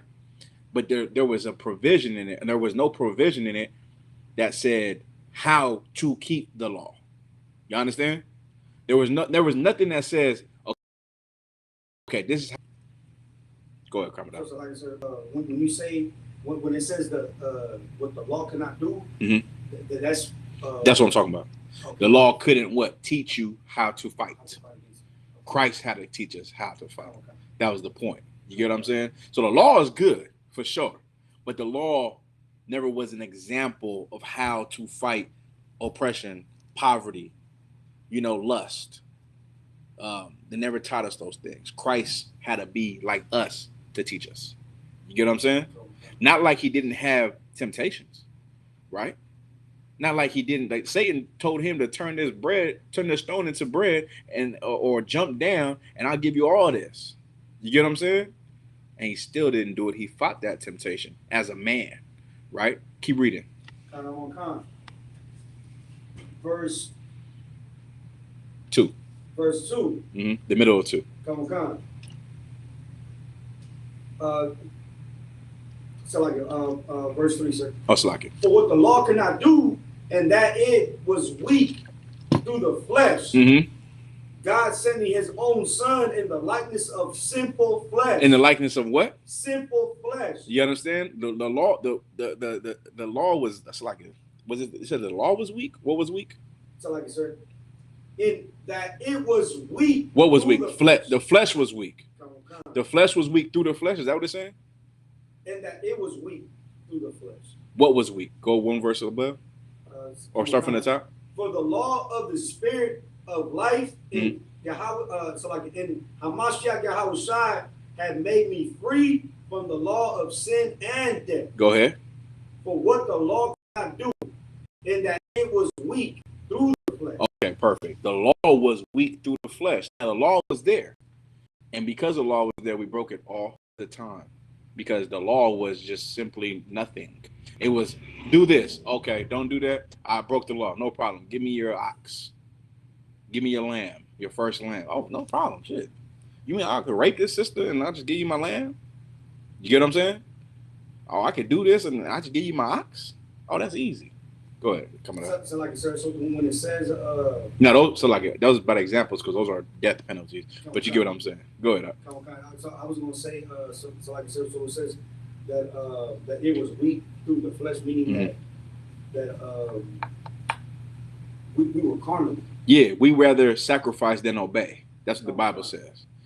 When the Most High said it's better that you obey than sacrifice, we was out there sacrificing and not obeying. You get what I'm saying? And Christ, go ahead. Sorry, not to cut you off. No, go ahead. I was gonna say, isn't there a precept with Samuel? I think it's 2 Samuel, where it says it's better to obey than to sacrifice. Yeah, that's the one. Okay. That's what I'm talking about. That's the Bible, and the Bible says you rather obey than sacrifice. And Christ was the ultimate sacrifice. You understand? And that's why we have to obey now, because he was the ultimate sacrifice. We'll get to that in 1 second. Keep going. God sending his own son in the likeness of sinful flesh. In the likeness of sinful flesh, meaning as a human. The likeness is our likeness, right? In sinful flesh, meaning two parents that are in the world.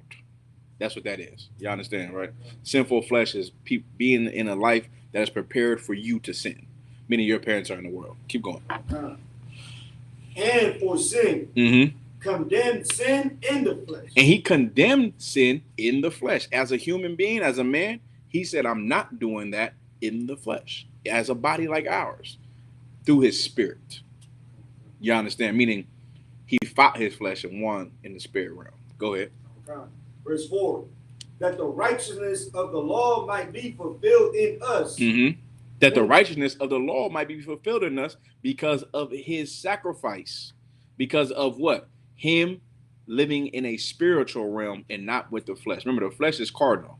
Hold where you at. Give me Romans 7:18. Keep going, coming up. Keep on. Yeah, let the brother. This brother just gonna get Romans 7:18. Go ahead. Come on. The book of Romans, chapter 7, verse 18. For I know that in me, that is in my flesh, dwelleth no good thing. That's what Paul said. You understand? Paul said, "In my flesh dwelleth no good thing." That's why he can't live in the flesh. Of course, the flesh is what? How we live today. Whatever we want to do, we do. Whatever comes to our mind, we'll do it. Romans 7:18. You understand? Whatever we want to do, we'll do it, and it's not a problem. So we can't live in our flesh because our flesh wants to kill us. You understand? We got to say in our mind, okay, we can't do that. No, that would feel good. Oh no, that would be good. Oh, that would be great. But I can't do that. How many of y'all used to smoke weed? Raise your hand. Yeah, weed was great, right? Well, I heard it's better now. I heard it's better now. Heard they're getting higher than they can be now. You get what I'm saying? Some of y'all probably did coke. Coke is better now. You know what I'm saying? Whores are easier now. They're easier. When I was getting women, it was you had to work a little bit. Now it's easy as hell. You get what I'm saying? But you gotta fight your flesh. You can't let the flesh win. Once the flesh wins, now you're going to a process of dying. Right. You understand? Right. Keep going. Continue, sir. Yes. Come. Romans 8:4. That the righteousness of the law might be fulfilled in us who walk not after the flesh, but after the spirit. You understand that? Who walk not after the flesh, but after a spirit. And our righteousness might be fulfilled in us. So other people will see us and say, that's a righteous brother. Not because he's how he looks, but how his life is. You get what I'm saying? His life is a walking precept to how Christ wanted our life to be. Is a person who lives in the spiritual realm and not in the physical realm, meaning the carnal realm, right? Carnal means flesh. Go ahead. Take me to 5. Come. Verse 5. For they that are after the flesh. For they that are after the flesh, go ahead. Do mind the things of the flesh. And they think about those things of the flesh. Go ahead. But they that are after the spirit, the things of the spirit. Go ahead. Verse 6. That's it? Come. Perfect. So now, La, pick it up. Now we're going back to the walking on water. So pay attention to this, right? Go ahead.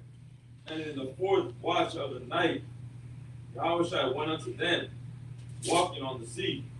Walking on the sea. Go ahead. And when the disciples saw him walking on the sea, they were troubled, saying, it is a spirit. And they cried out for fear. But straightway Yahushua spake unto them, saying, be of good cheer, it is I, be not afraid. And Peter answered him and said, Lord, if it be thou, bid me come unto thee. Come on, water. Man. Come on. Like, listen, he said, man, be not afraid. That's so heavy in this. Why are you scared to have faith? You understand? Why are you so scared to have the faith? Man, there's a precept in the Apocrypha I want you to find if you could. It's talking about, if you could find it, Commodore, it's talking about, or Shadarak. This precept is talking about the things. Oh, man, it's locking. Let me paraphrase it real quick. It's saying, don't think the work you're doing is for naught. It's like the work that you're doing is for a reason. Like it says, some do the work thinking that it's not going to profit. You know what I'm talking about, I remember that in the New Testament. It's in the Apocrypha for sure. No sweat though. Keep reading. And Peter answered him and said, Lord, if it be thou, bid me come unto thee on the water. Right. He said, come. And when Peter was come down out of the ship, he walked on water to go to Yahushua. But when he saw the wind boisterous, he was afraid and beginning to sink. And he cried, saying, Lord, save me. Lord, save me. Go ahead. And immediately Yahushua stretched forth his hand and caught him and said unto him, O thou little faith, wherefore didst thou doubt? That is thou what? Doubt. Man, you doubted. You doubted. Don't doubt. Don't doubt this work. Don't doubt Christ and don't doubt the Most High. Because everything that we saying in this room is fact and true. Y'all understand? It's absolutely truth. It's absolutely truth that there's angels in this room right now. That's the truth. You understand? That's it. The truth is we have the truth since 1969, and there's nothing you can do about it. You know what I mean? A lot of cats get mad because we say we're the only Israelite group with the truth. Yes, we are. Is it a problem? You get what I'm saying? Yes, we are the only Israelites with the truth in the school, in the nation, in the world.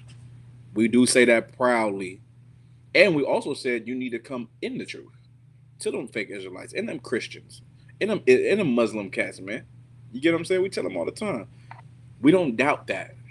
There's nothing we should doubt. I don't doubt anything I've been learned in here. You understand, right? Keep going on. Oh, ye little faith. You want to start there? Yeah. Oh, ye little faith. O thou little faith, wherefore didst thou doubt? You did doubt. You did doubt. That's what you did do. You doubted us. You doubted me. Go ahead. And when they were come into the ship, the wind ceased. Go ahead. Then they that were in the ship came and worshipped him, saying, of a truth, thou art the Son of the Most High. Come on, man. Of a truth, thou art the Son of Christ, man. You are. That's like the Son of the Most High, Son of God. You understand that? His whole job was to show you how to do it. So before he left, he wasn't no other person than a person like me and you. You understand? The Lord gave him authority. Authority, why? Because he was the best servant on the earth. Y'all get that, right? Go ahead, come it up. I'm not sure if this is a precept. Let me hear it. Ecclesiasticus 37 and 28. Ooh, For all things are not profitable. Go ahead. For all men. Should I read it from the top again? Oh, that was it? I'm asking if this is the one. Nah, I don't think this is it. This one's talking about like something about profiting. One second. It's not neither have every soul pleasure and everything. Nah. Hold on.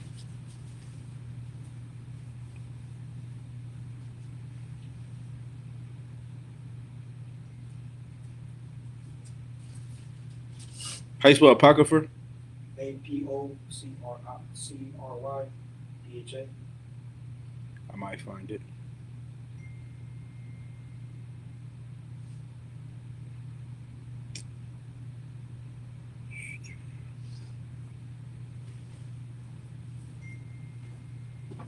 Nah, I ain't gonna find it right now. I'm saying it off.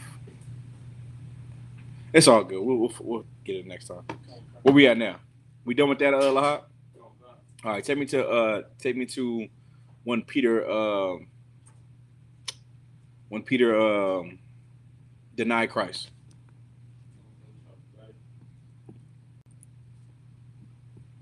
Anybody holding any other precepts or any questions in the room?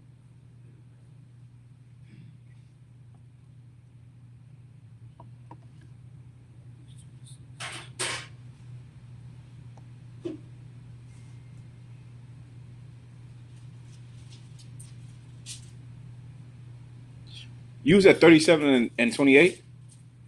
Go to 37 and 11. No. Come down. So like I said, you said 37 and 11? Yeah. Okay, come on. Ecclesiasticus. Ecclesiasticus. Come on.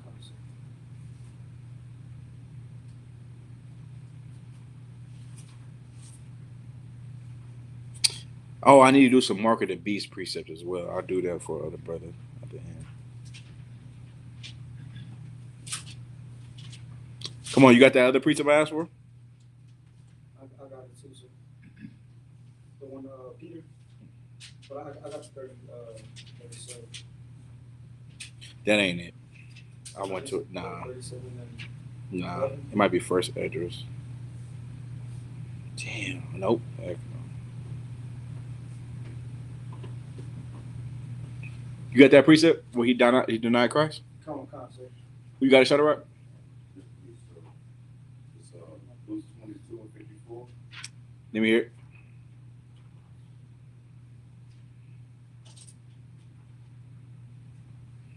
Then took they him and led him and brought him into the high priest's house, and Peter followed afar off. Verse 55. And when they had kindled a fire in the midst of the hall, they were set down together. Peter sat down among them. But a certain maid beheld him as he sat by the fire, and earnestly looked upon him and said, this man was also with him. Verse 57. Remember, Christ was arrested, and he got brought into the council, right? And and then they're seeing a couple of brothers went over there to the council, just checking on Christ, right? And then Lady Paul calls out Peter and say, hey, hold on. He was also with them saying all that crazy stuff, right? Go ahead. Verse 57.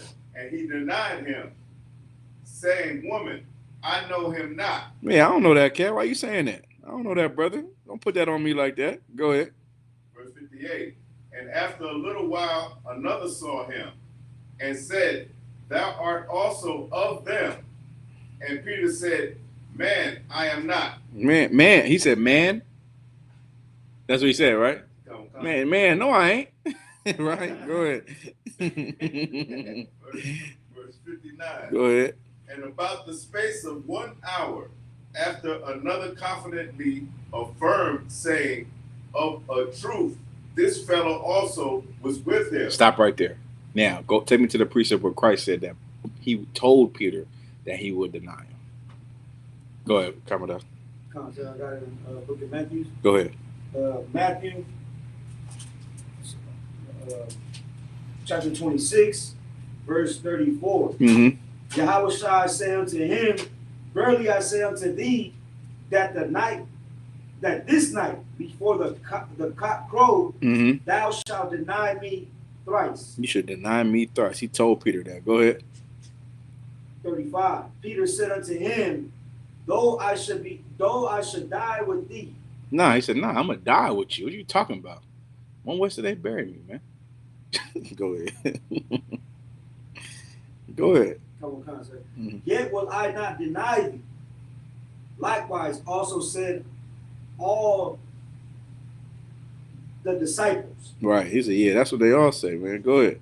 And then, it's like all the disciples said that, right? They was rocking with him like, yeah, we're going to die with you, Christ. What you mean? So now let's go back. Verse 50, Luke 22 and 59. And about the space of 1 hour, after another confidently affirmed, saying, of a truth, this fellow also was with him, for he is a Galilean. Verse 6. Right. So now it's like I'm trying to find the precept. But you hear what he said, though, right? He said, man, listen, in 1 hour he denied him 3 times. He said, that's the cat right here. Keep going. Verse 60. And Peter said, man, I know not what thou sayest. Man, I don't know what you're talking about. Stop putting that on me, man. I don't want to die. You get what I'm saying? And then what happened? Go ahead. And immediately, while he yet spake, the cock crew. The cock what? Crew. Yeah. Yeah, he denied him. He doubted. You understand? And what happened? What did Peter feel like after that? Anybody know? Raise your hand if you know that feeling. Go ahead, Commodore. Like he felt vexed. Now, vex is what? What does that mean? Like it, like antagonizing. Like he felt guilty. Like, Guilty. What's another word? Shameful. Shameful. Which is, give me the word. Amalakma. He felt shame. Shame is good, but He felt like a coward. he felt like a coward. You know what I'm saying? He told Christ he'd die with him. That's what he said. But he denied him 3 times. You get what I'm saying? And that shaped Peter. Y'all with me? That shaped him. That made Peter who he was, feeling that bad. If you ever had this feeling ever, it's a good thing. Because it's a feeling to let you know in your mind that you will never want to feel like this again.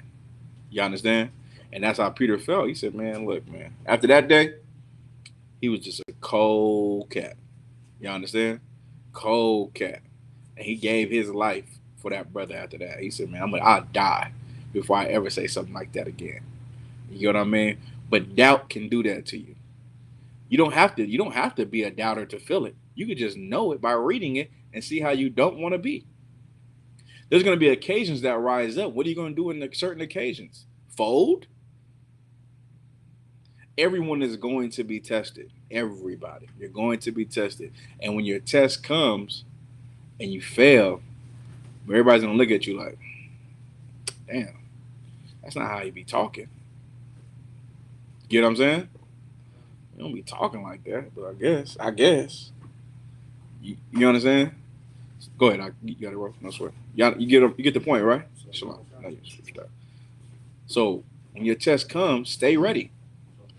Stay ready so you don't do nothing foul. So you don't do nothing wrong or make you feel like I failed, man. I'm a failure. When the test comes, you're gonna be like, oh no, I was ready. I did it. And that was that. Y'all understand, right? Solid. Good to go? Any questions in the room? Go ahead. So, back to the man, I forgot what the verse it was. No sweat. They said that Christ was born. It would behoove Christ to be born like a brother. Mm. You know, everybody talking about Christ ain't got no dad. I can bring them to that verse that just to prove that he was born like us with mom and a dad. Absolutely. Yeah, I'll give you a couple more. Give me John 1:45. Well, this really goes into the Immaculate Conception breakdown, right? You want to? Well, I'll give you just one precept to kill gang, right? Kill gang. Joseph was not his stepfather, right? He was not that. He was his actual father, because Joseph comes from the lineage of David. If you just give me Matthew, let me get John 1:45, but then go to Matthew 1:1. All right. John chapter 1 and verse 45. Go ahead. Philip findeth Nathanael and said unto him. Philip findeth Nathanael, right? Two men who serve God, serve Christ. Go ahead. We have found him. It's like they serve God. These are prophets, right?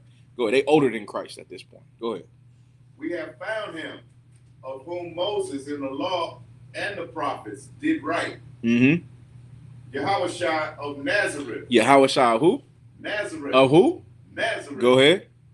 The son of Joseph. The son of what? Of Joseph. Right. Not the son of God. The son of who? Joseph. You understand, right? That's what you want to pull right there to cut them to shreds, because this is a son of Joseph. You get what I'm saying? And Joseph come from the lineage of Christ. Now let's get Matthew 1:1. Okay. The book of Matthew 1:1. Mm-hmm. The book of the generation of Yahushua HaMashiach. I'm still looking for this precept too, Aki. I'm focused though. Go ahead. The son of David. The son of David, right? The book of the generations of Christ, right? The son of David. Who was the son of David? Somebody raise their hand. Let me look. Who was the son of David? Son of David? Yeah. No, I ain't no son of David. Yeah, son of David. The son of David is Yahushua. That's true. I need specifics. Okay. Specifics. The brother gonna give it to you right now. Okay. Oh, you want to give it a shot? Go ahead. I was gonna say David. Was it King Saul was his? King Solomon. King Solomon. There you go. Solomon. So read again from the top. Come on. This is the book of the generations of who? Yahushua HaMashiach. Read it plain for the brother. Come on. The book of the generation of Jesus Christ. This is the book of the generations of Jesus Christ, the son of. Go ahead.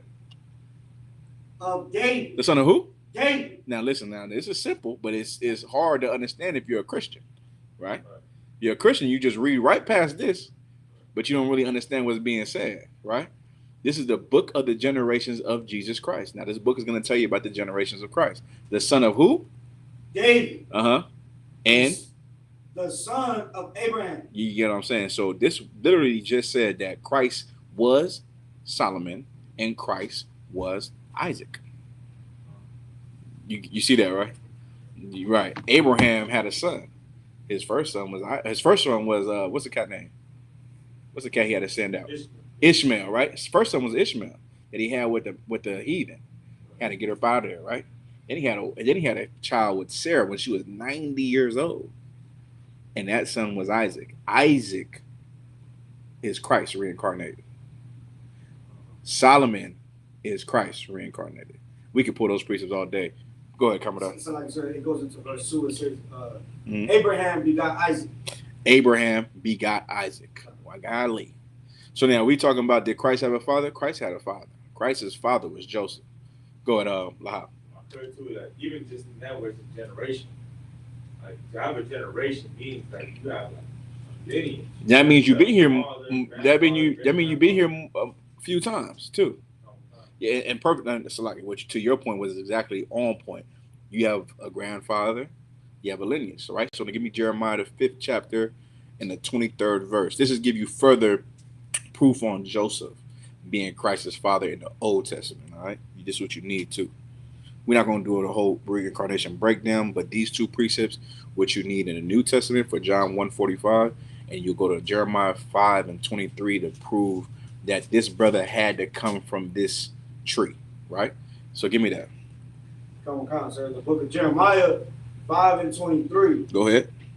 But this people had a revolting. So like 23 and 5, excuse me. Oh, sorry. 23. That's my fault. I cannot find this precept, man. Golly, it's an excellent precept to show. It shows what you're working for is going to come to profit. Like it's basically saying how you work and it seems like there is no profit, but there is a profit. You get what I'm saying? It's a profit to the work that you're doing, and it's going to show. It's in the Apocrypha. I got to find it. I'll find it for y'all next week. Lord allow. Go ahead up. Come on.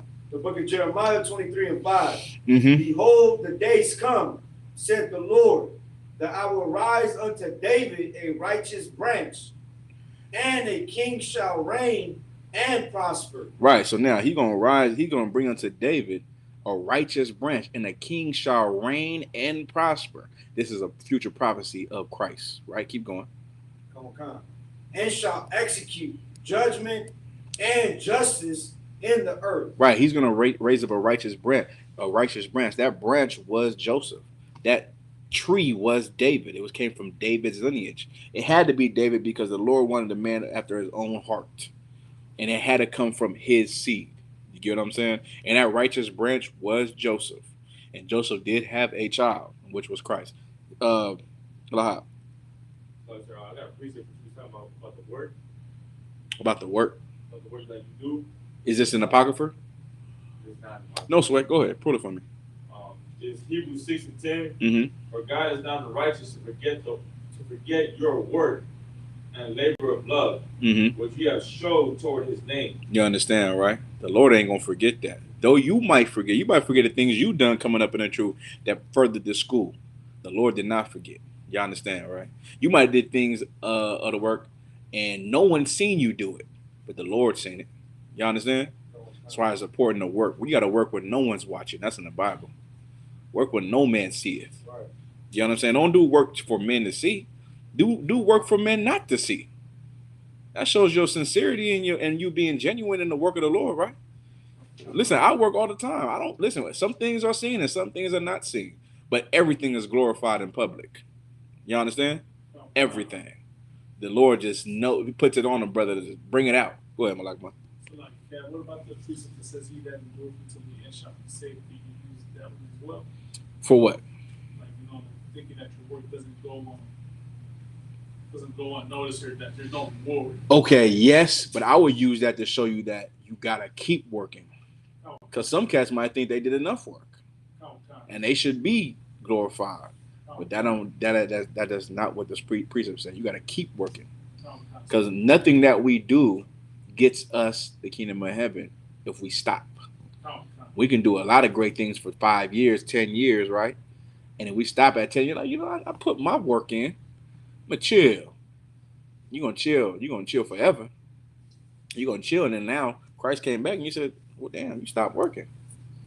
You stopped working, you got distracted. You know what I mean? You was gonna you might still get the kingdom of heaven, but your seat might not be as great as it could have been. So you gotta keep working. Coming up. So like I said, I'm not sure if it's this one. Let me hear it. Ecclesiasticus 7 and 15. Hate not laborers' work. Keep going. Neither husbandry, which the Most High hath ordained. Keep going. 16. Number not thyself among the multitude of sinners. Nah, that's not a good precept. That's not the one I want. The one I want is literally saying like, you work and you think you don't profit, but you do profit. Golly, man, I can't believe I can't find it. Let me give you a couple more though on Adam, right? Give me 1 Corinthians 15 and 45, because Christ was who? Also Adam in the Bible, right? He was also Adam, the beginning and the end. Let me get first. I'll run these down and we can end the class, all right? 1 Corinthians 15 and 45. A quickening spirit. Somebody grab that. 1 Corinthians chapter 15 and verse 45. Mm-hmm. And so it is written, the first man, Adam, was made a living soul. The first man, Adam, was made a living soul. Go ahead. The last Adam was made a quickening spirit. What is a quickening spirit? Anybody know?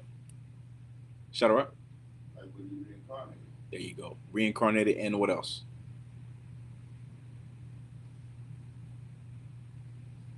Go ahead. Quickening spirit is someone who was given life. There you go. Get what? Say it again. Given life. Meaning what? So that's like you did. Can I get it from top? Yeah. Can you read from top again, Sherman? 1 Corinthians chapter 15 and verse 45. And so it is written, the first man Adam was made a living soul.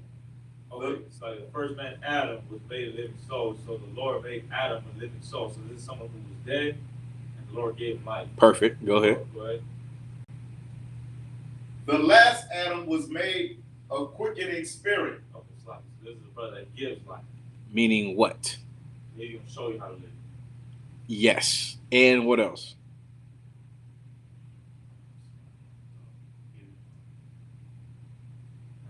Life.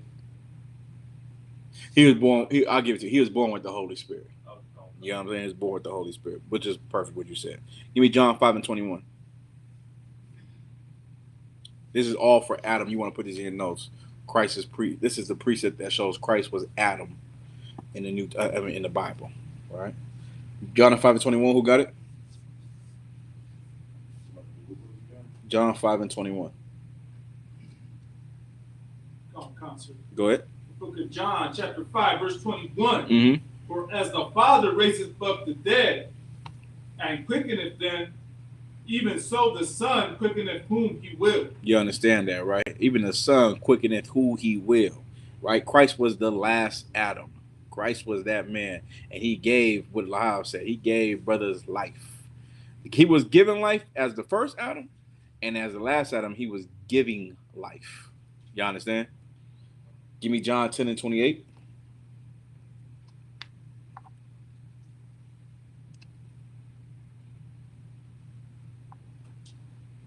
Quickly, let's go. The book of John, chapter 10, verse 28. Mm-hmm. And I give unto them eternal life, and they shall never perish, neither shall any man pluck them out of my hand. Mm-hmm. Verse 29. My Father, which gave them me, is greater than all. Perfect. You understand? I'm gonna give you the rest of these precepts, and I'm gonna pass it to Lahab, right? Write these down. Romans 8 and 11. 1 Corinthians 15 and 22. And Revelations 21 and 6. All right. With that, I'm gonna pass class over to Priest Officer Lahab. Oh, it's like it. Natazak, you on it, right? Priest Officer Natazak, all right? Read the Lord's Prayer for me.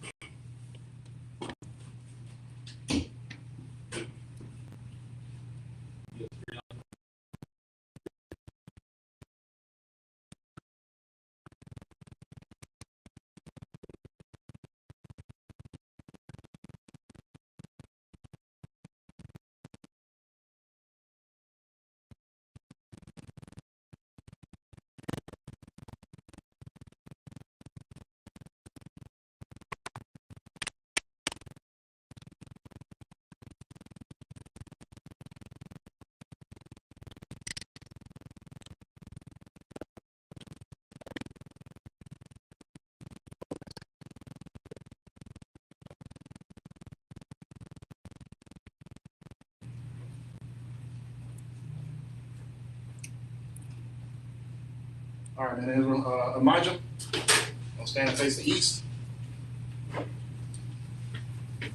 Do the Lord's Prayer. This is the Lord's Prayer in Hebrew. Abanau. Shabbat Shemayim. Kadash. Hayah. Shamka.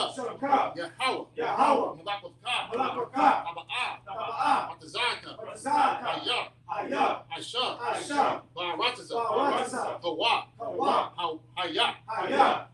Bashamayim, Bashamayim, Latanyanawa, Latanyanawa, Lacham, Lacham, Ka, Ka, Yawam, Yawam, Wasalaknawa, Wasalaknawa, Kabawafyanawa, Kabawafyanawa, Kaselaknawa, Kaselaknawa, Kabawafyanawa, Kabawafyanawa, Wala'a, Wala'a, Tabayanawa, Tabayanawa, Balasayawan, Balasayawan, Abal, Abal, Hawashinawa, Hawashinawa, Lakha, Lakha, Hamalakwa, Hamalakwa, Wala'a, Wala'a, Watapara, Watapara, Lion, Aman. Aman. The Lord's Prayer in the English. I got it right here. Our Father, Our Father, which art in heaven, which art in heaven, hallowed be thy name. hallowed be thy name. Thy kingdom come, Thy kingdom come, thy will be done thy will be done in earth in earth as it is in heaven. as it is in heaven. Give us this day Give us this day our daily bread, our daily bread, and forgive us our debts forgive us our debts as we forgive our debtors. as we forgive our debtors. Lead us not Lead us not into temptation, into temptation, but deliver us from evil. but deliver us from evil. For thine is the kingdom, For thine is the kingdom, and the power, and the power, and the glory, and the glory, forever. forever. So be it. So be it. And Israel, you know, sorry face the teacher. We'll give a courtesy salute to the teacher. Men of Israel, mind Shabbat, Amijah, Barak, Yahweh Hashem Yahushua Barakatah. Yabba Hashem Yashua B'Katam. Yanjamatah, class dismissed.